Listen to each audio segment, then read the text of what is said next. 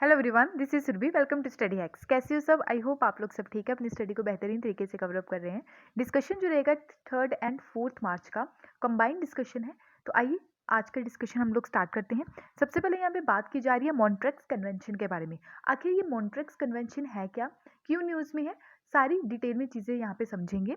अभी तुर्की के द्वारा क्या किया गया है, मॉन्ट्रेक्स जो कन्वेंशन है इसको एक्टिवेट कर दिया गया है। स्पेशली जो रशिया यूक्रेन के ऊपर जो हमला किया जा रहा है रशिया के द्वारा, उस चीज़ों को कंट्रोल करने के लिए। क्योंकि जो यहाँ पे मॉन्ट्रेक्स कन्वेंशन है, यहाँ पे आप देखिए इस मैप में, यहाँ पे आप देख सकते हैं, ठीक है। तो इस एरिया से ट्रेड जो है स्पेशली वेपन्स का, वो ना हो सके, उस चीज़ों को कंट्रोल किया जा सके। मॉन्ट्रेक्स कन्वेंशन इसीलिए यहाँ पे तुर्की के द्वारा लागू कर दिया गया है। डेक्लेरेशन जो है आज के टाइम में यूक्रेन में जो सिचुएशन बनी हुई है, वॉर की सिचुएशन बनी हुई है, लगातार वहाँ पे जो है हमला देखने को मिल रहा है रशिया के द्वारा। तो तुर्की के द्वारा यहाँ पे एक्टिवेट कर दिया गया है मॉन्ट्रेक्स कन्वेंशन।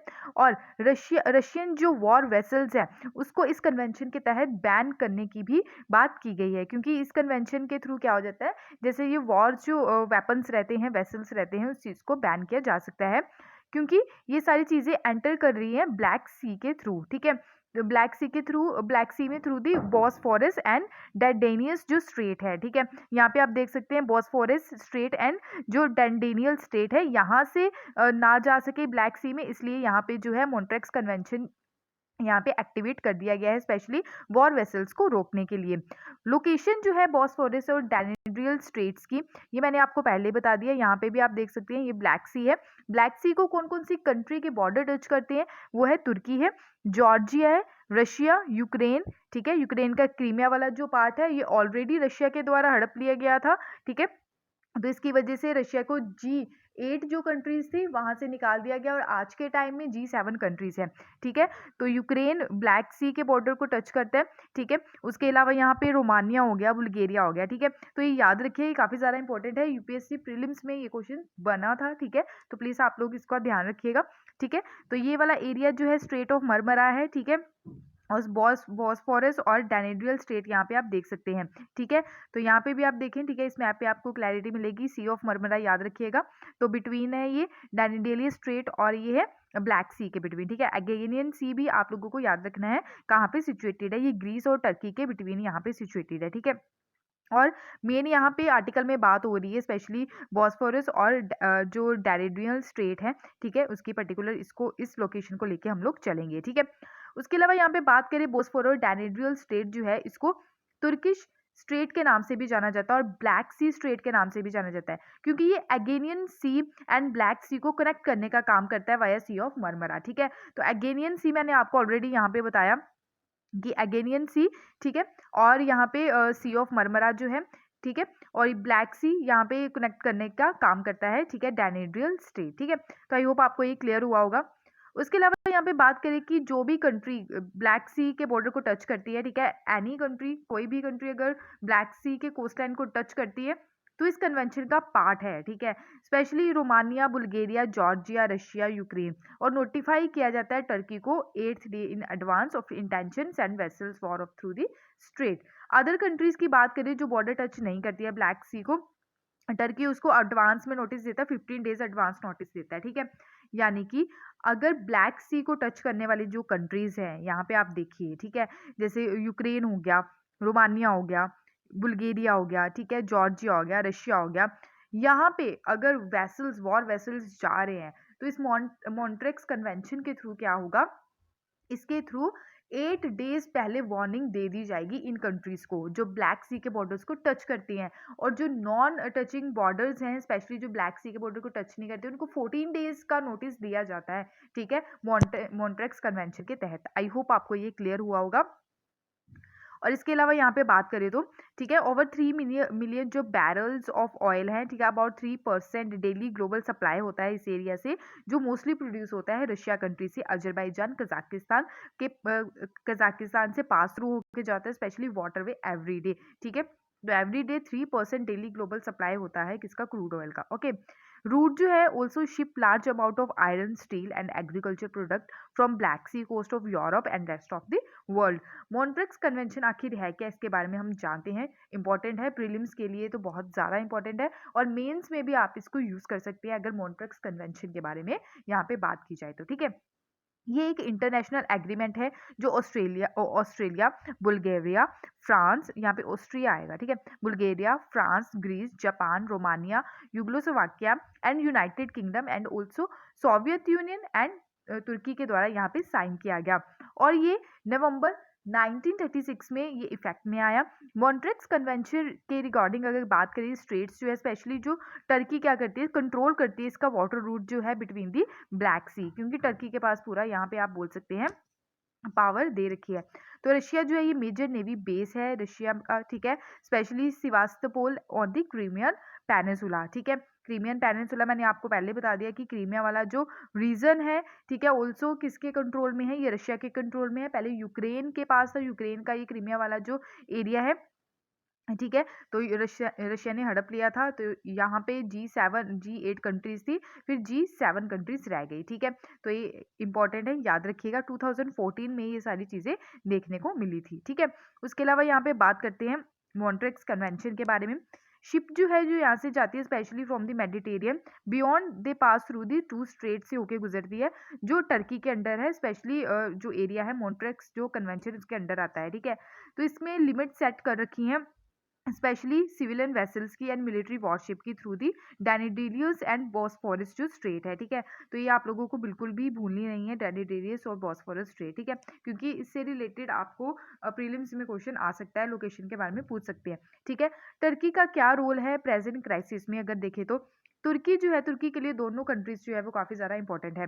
आखिर क्यों इंपॉर्टेंट है, क्योंकि इंपॉर्टेंट पार्टनर है ये specially critical energy and military trade agreement का, ठीक है, रशिया और जो है यूक्रेन, ठीक है। और तुर्की जो है ऑल्सो नाटो का मेंबर भी है। नाटो की फुल फॉर्म क्या होती है, नॉर्थ अटलांटिक ट्रीटी ऑर्गेनाइजेशन, ठीक है। तो ट्रीटी ऑर्गेनाइजेशन, तो यहाँ पे 1952 में ये मेंबर बना था तुर्की नाटो का, ठीक है।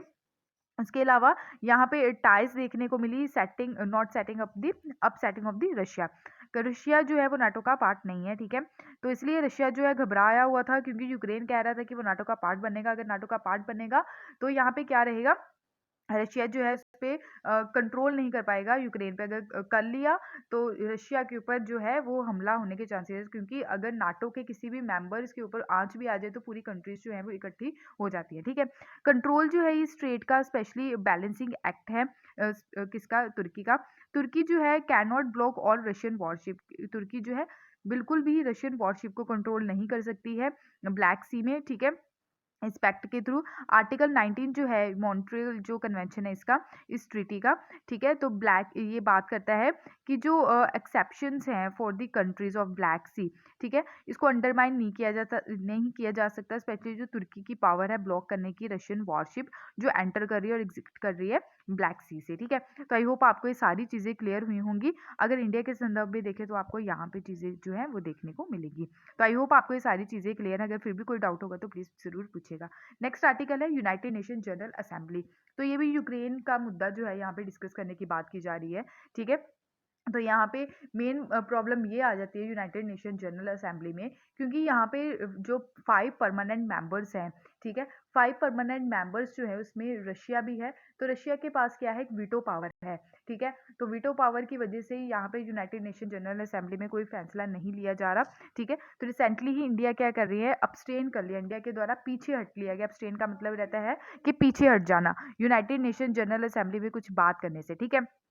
तो जो रशियाज़ इन्वेजन है, स्पेशली जो रशिया का वहाँ पे हमला किया गया यूक्रेन के ऊपर, ठीक है, उस रेजोल्यूशन पे टिप्पणी देने में जो है हमारी कंट्री जो है वो पीछे हट गई, ठीक है।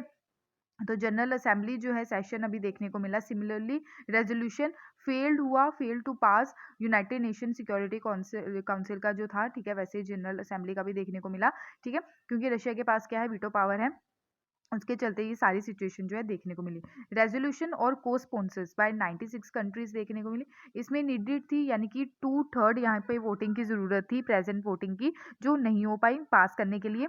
24 फरवरी 2022 में स्पेशल मिलिट्री ऑपरेशन चलाया गया Russia by the Russia over Ukraine के ऊपर। ठीक है, जो सारी यहाँ पे घटना जो है देखने को मिल रही है।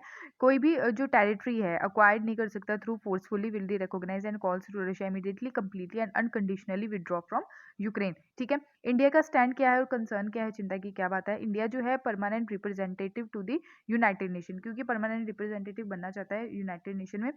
जो स्पेशली जो टी एस त्रिमूर्ति हैं, ठीक है, हमारी कंट्री को जो रिप्रेजेंट कर रहे हैं, उनके द्वारा बोला गया safe and uninterpreted passage Indian national specially students के लिए एंड इंडियाज फॉरमोस्ट प्रायोरिटी। ठीक है, इंडिया की जो प्रायोरिटी रहेगी स्पेशली जो हमारे इंडियन स्टूडेंट्स हैं उनकी जान बचाने की सबसे पहले प्रायोरिटी रहेगी। इंडिया जो है also called immediate cease fire. ठीक है, यानी कि शांतिपूर्वक जो है बात करने की ज़रूरत है, यहाँ पे इंडिया के द्वारा बोला गया। और ह्यूमैनिटेरियन जो एक्सेस है कॉन्फ्लिक्ट एरिया में, यानी कि जो है लोगों की वहाँ पे मदद करने की काफ़ी ज़्यादा ज़रूरत है। इंडिया जो है hope second round of the talk between Russia and Ukraine with your positive result. ठीक है, रशिया जो है, रशिया का एक्शन जो है left India in uncomfortable position and attempt balance to interest with both Russia and western countries. Okay, experience जो है, क्योंकि हमारी कंट्री के द्वारा ऑल्सो एक्सपीरियंस किया गया है स्पेशली जो हमारे नेबर्स है चाइना एंड पाकिस्तान। ठीक है, तो वो भी जो है काफ़ी ज़्यादा कॉम्प्लिकेशंस देखने को मिलती है। India also very implication of not condemning one country military and जो बॉर्डर्स पे सिचुएशन हमारे आसपास देखने को मिलती है उसकी वो भी जो है हम लोगों ने यहाँ पे फेस किया है। ठीक है, इंडिया जो है अर्ज किया इंडिया के द्वारा ऑल मेंबर्स जो हैं डेमोस्ट्रेट के, ठीक है, यूनाइटेड नेशन जो चार्टर प्रिंसिपल्स हैं, ठीक है, इंटरनेशनल जो लॉ है उसकी रिस्पेक्ट करने की ज़रूरत है, sovereignty and territorial integrity of the state. ठीक है, नंबर ऑफ कंट्रीज जो है हमारी कंट्री के जो नेबर हैं, ठीक है, वो सपोर्ट कर रहे हैं स्पेशली जो रेजोल्यूशन लाया गया यूनाइटेड नेशन जनरल असेंबली में, जैसे कि भूटान, नेपाल एंड मालदीव। ठीक है, अफगानिस्तान में देखें तो करंटली यहाँ पे मिलिटेंट ऑर्गेनाइजेशन है, स्पेशली तालिबान का कंट्रोल है, यहाँ पे कोई पर्टिकुलर गवर्नमेंट नहीं है। म्यांमार की बात करें तो वहाँ पे भी आपको मिलिट्री रूल देखने को मिलेगा, तो ये भी यहाँ पे फेवर में रही रेजोल्यूशन के। बांग्लादेश, पाकिस्तान, श्रीलंका और हमारी कंट्री ने एब्सटेन कर लिया। ठीक है, और चाइना जो है, चाइना के द्वारा भी एब्सटेन किया गया। ठीक है, नेक्स्ट यहाँ पे बात की जा रही है डुगोंग के बारे में। डुगोंग क्या है? ये डुगोंग एक सी एनिमल है जिसको सी काऊ के नाम से भी जाना जाता है। अभी ये न्यूज़ में क्यों है हाल ही में? क्योंकि रिसेंटली ही तमिलनाडु गवर्नमेंट के द्वारा डिसाइड किया गया है कि इस्टेब्लिश किया जाएगा इंडिया का first conversation reserve for dugong in Gulf of Mannar park way. ठीक है, अब गल्फ ऑफ मन्नार कहाँ पे है ये हम देखेंगे। ठीक है, इस मैप में देखिएगा। ठीक है, तो यहाँ पे देखिए इंडिया, इंडिया के साउथ में, ठीक है, तो तमिलनाडु के पास आप यहाँ पे देख सकते हैं। ठीक है, ये पाक बे है और गल्फ ऑफ मन्नार, तो इसके पास यहाँ पे क्या किया जाएगा, कंजर्वेशन जो है सेंटर यहाँ पे बनाया जाएगा स्पेशली इसकी प्रोटेक्शन के लिए, डुगोंग की प्रोटेक्शन के लिए। ठीक है, फैसिलिटी जो है हमारी कंट्री में ये लीडिंग नेशन है अगर बात करें फैसिलिटीज़ के बारे में डुगोंग के चलते। ठीक है, साउथ एशिया में और सब रीजन में। Respect to dugong conversation, dugong जो है ऑल्सो सी काऊ भी बोला जाता है, और इसके अलावा जो है one of the 4 surviving species है order Sirenia and only existing species जो है हार्बीवोरस। हार्बीवोरस क्या रहता है मैमल, यानी कि सिर्फ पत्ते वगैरह प्लांट्स वगैरह खाते हैं। ठीक है, और ये सी में रहते हैं, इंक्लूडिंग इंडिया में भी आपको इनकी जो स्पीसीज है देखने को मिलती है। डुगोंग्स की बात करें, ये इंपॉर्टेंट पार्ट है मैरीन इकोसिस्टम का। Depletion will effect the food chain and they found in over 30 countries, यानी कि 30 कंट्री ऐसी हैं जहाँ पे ये इनकी स्पीसीज पाई जाती हैं। अगर अपनी कंट्री की बात करें तो गल्फ ऑफ मन्नार में ये देखने को मिलती है, Gulf of Kutch, Palk Bay and Andaman Nicobar island में। कंजर्वेशन स्टेटस की बात करें आईयूसीएन की रेड लिस्ट स्टेटस में, तो वनरेबल कैटेगरी में इसको रखा गया है। Wild life protection act 1972 schedule first की कैटेगरी में रखा गया। सिटीज अपेंडिक्स फर्स्ट में इसको रखा गया। थ्रेट की बात करें तो डुगोंग जो है स्पेशली लॉस हो रहा है सी ग्रासेस बेड, जिसकी वजह से इनकी पॉपुलेशन जो है वो कम हो रही है। और जो ट्रॉलिंग की सिचुएशन देखने को मिलती है, मोस्ट इंपॉर्टेंट फैक्टर है इनकी पॉपुलेशन डिक्रीज होने में। ट्रॉलिंग का मतलब क्या रहता है, यहाँ पे आप देख सकते हैं एक छोटी सी शिप रहती है यहाँ पे। ठीक है, तो ऐसे जो इंस्ट्रूमेंट रहते हैं इससे ट्रॉलिंग की जाती है, स्पेशली जो फिशेस वगैरह होती है उनको पकड़ने के लिए। तो इन ट्रॉलिंग की वजह से ऐसे जैसे सी काउस हो गए, डुगोंग हो गए, तो इनकी जान भी जाती है। ठीक है, तो ये ट्रॉलिंग की जो एक्टिविटी है इसको बैन करने की भी बहुत बार बात की गई है। ठीक है, तो ये काफ़ी ज़्यादा चर्चा में भी रहते हैं। ठीक है, तो इसके अलावा बात करें ट्रॉलिंग मेथड जो है, ये फिशिंग इसमें इन्वॉल्व रहता है। फिशिंग जो है फिशिंग को पुलिंग करने के लिए। ठीक है, through net through the water behind one और मोर बोट्स। ठीक है, ये हार्मफुल इफेक्ट पड़ता है स्पेशली इन्वायरमेंट में, बिकॉज डैमेज करता है ये सी फ्लोर को, कोरल रीफ को एंड अदर मैरीन एनिमल्स को। ठीक है, तो आई होप आपको ये क्लियर हुआ होगा। उसके अलावा बात करें कि ह्यूमन एक्टिविटीज़ भी काफ़ी ज़्यादा इसमें इम्पोर्टेंट रोल प्ले करती है, क्योंकि ह्यूमन जो है अगर कुछ खाया प्लास्टिक के अगर कप में कुछ खाया तो वो फेंक दिया नदी में, जिसके कारण जो मैरीन लाइफ है उसके ऊपर काफ़ी ज़्यादा इम्पैक्ट पड़ता है। ह्यूमन एक्टिविटीज़ की बात करें जैसे destruction and modification of habitat, pollution होता है, रैम्पेंट इलीगल फिशिंग एक्टिविटीज़ के कारण वेसल स्ट्राइक हो गया, अनसस्टेनेबल हंटिंग होती है। ठीक है, अनप्लान टूरिज्म रहता है। मेन जो थ्रेट है ये डुगोंग का। डुगोंग मीट भी लोगों के द्वारा कंज्यूम किया जाता है। ठीक है, तो ये काफ़ी ज़्यादा रॉन्ग इम्पैक्ट डालता है ह्यूमन बॉडी के टेम्परेचर पर। ठीक है, कूल डाउन करने की यहाँ पे कोशिश होती है, स्पेशली कूल डाउन होता है बॉडी का टेम्परेचर एक ह्यूमन बीइंग का। ठीक है, तो डुगोंग मीट भी लोगों के द्वारा कंज्यूम किया जाता है। हमारी कंट्री के द्वारा डुगोंग को कंजर्व करने के लिए, इसको प्रोटेक्ट करने के लिए क्या क्या स्टेप्स लिए गए। फरवरी 2020 में इंडिया के द्वारा होस्ट किया गया 13 जो कॉन्फ्रेंस ऑफ पार्टी है। ठीक है, और convention of migratory species of wild animals. ठीक है, environment treaty under the aegis of the United Nation environment programme. ठीक है, तो यहाँ पे हमारी कंट्री के द्वारा इसको होस्ट किया गया, स्पेशली जो माइग्रेटरी स्पीसीज हैं। ठीक है, जैसे डुगोंग हो गया, इन सब चीज़ों को, इन स्पीसीज को कंजर्व करने के लिए। ठीक है, गवर्नमेंट ऑफ इंडिया के द्वारा साइन किया गया CMS कब 1983 में, CMS यानी कि conservation of migratory species of wild animals. India के द्वारा ऑल्सो साइन किया गया नॉन लीगली बाइंडिंग जो मोमेरेंडम ऑफ अंडरस्टैंडिंग है विद CMS के साथ on the conservation and management of Siberian cranes 1998 में, और मेरीन टर्टल्स 2017 में, डुगोंग्स 2008 में एंड लास्ट है रैप्टर्स 2016 में। ठीक है, तो आई होप आपको ये क्लियर हुआ होगा। उसके अलावा यहाँ पे बात करें, ministry of environment, forest and climate change के द्वारा कॉन्स्टिट्यूट किया गया टास्क फोर्स फॉर कंजर्व करने के लिए डुगोंग्स को। ठीक है, क्योंकि काफ़ी ज़्यादा इश्यूज देखने को मिलते हैं, क्योंकि इनकी पॉपुलेशन जो है वो काफ़ी ज़्यादा कम हो रही है। ठीक है, तो कंजर्व करने के लिए डुगोंग एंड इम्प्लीमेंटेशन किया गया United Nation environment programme CMS dugong, और MOU साइन किया गया हमारी कंट्री में।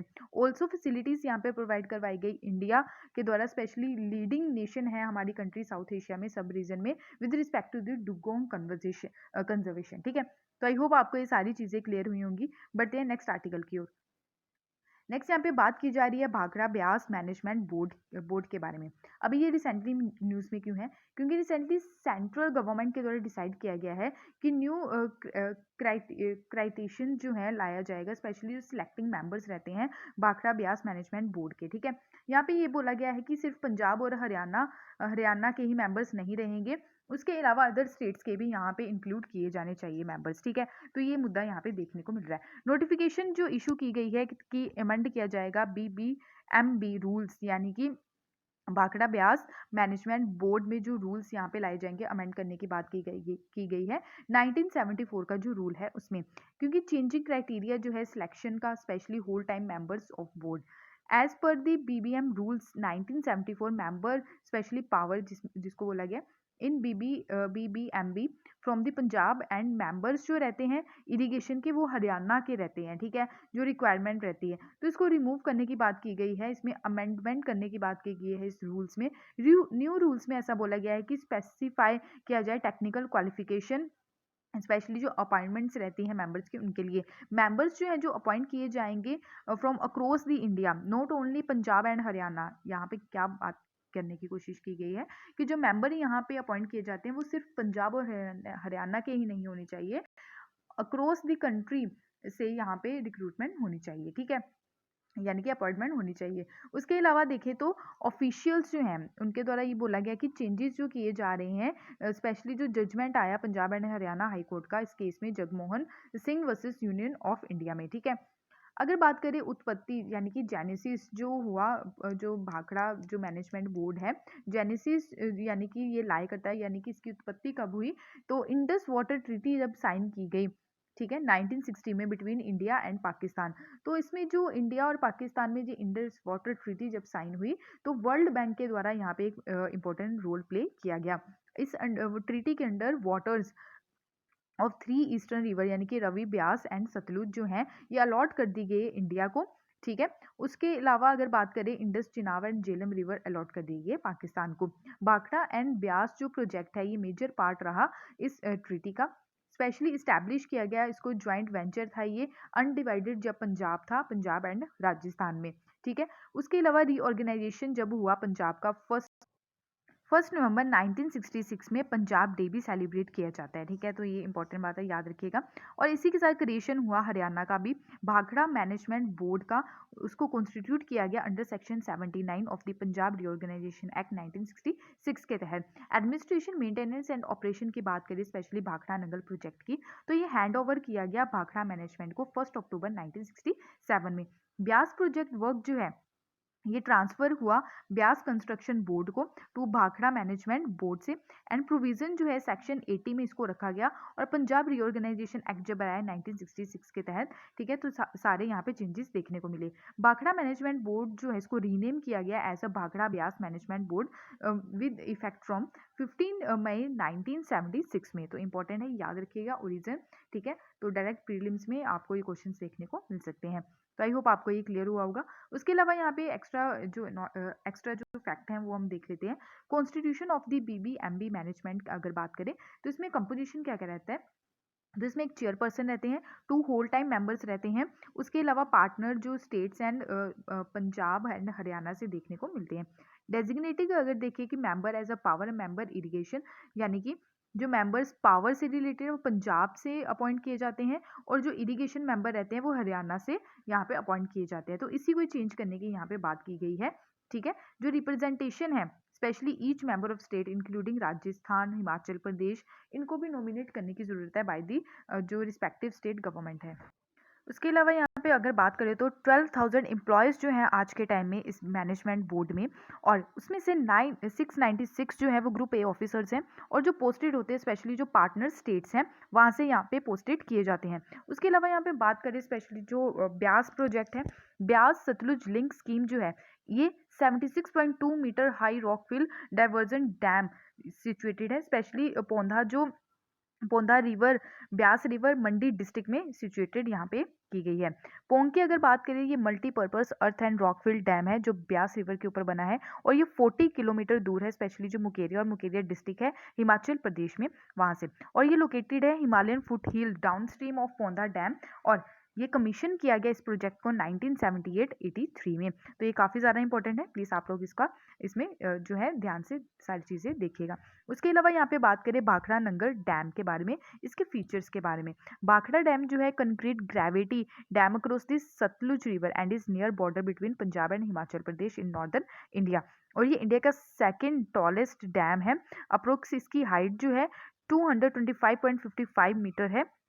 और 261 जो है टहरी डैम कहाँ पे सिचुएटेड है, ये आप लोग बताइएगा, ये आप लोगों का होमवर्क है। ओके, तो कमेंट सेक्शन में प्लीज़ अपना होमवर्क जो है वो मेंशन जरूर कीजिएगा। अगर रिजर्वियर की बात करें, इसको गोविंद सागर भी बोला जाता है। ठीक है, इसमें 9.38 billion cubic metre of water store करके रखा हुआ है। अगर नंगल डैम की बात करें, अनदर डैम जो डाउन स्ट्रीम में है, भाखड़ा डैम। ठीक है, समटाइम्स यहाँ पे डैम्स जो है टुगेदर देखने को मिलते हैं, जिसको भाखड़ा नंगल डैम बोला जाता है, दो they are two separate dam. ठीक है तो ये अलग अलग डैम है, बट इनको कई बार जो है इनको ज्वाइन कर दिया जाता है बोथ डैम्स को, फिर इनको भाखड़ा नंगल डैम के नाम से जाना जाता है। तो आई होप आपको ये सारी चीज़ें क्लियर हुई होंगी। ठीक है, यहाँ पे मैप में देख सकते हैं जो रिवर्स हैं, तो ये इंडस रिवर का पार्ट है, ब्यास रिवर, सतलुज यहाँ पे देख सकते हैं, रवि, चिनाब, इंडस, यहाँ पे आप इंडस वाटर देख सकते हो, ये झेलम। ठीक है, तो आई होप आपको ये सारी चीज़ें क्लियर हुई होंगी। ठीक है, अगर कोई भी डाउट होगा तो प्लीज़ अपने डाउट्स को कमेंट सेक्शन में ज़रूर शेयर कीजिएगा।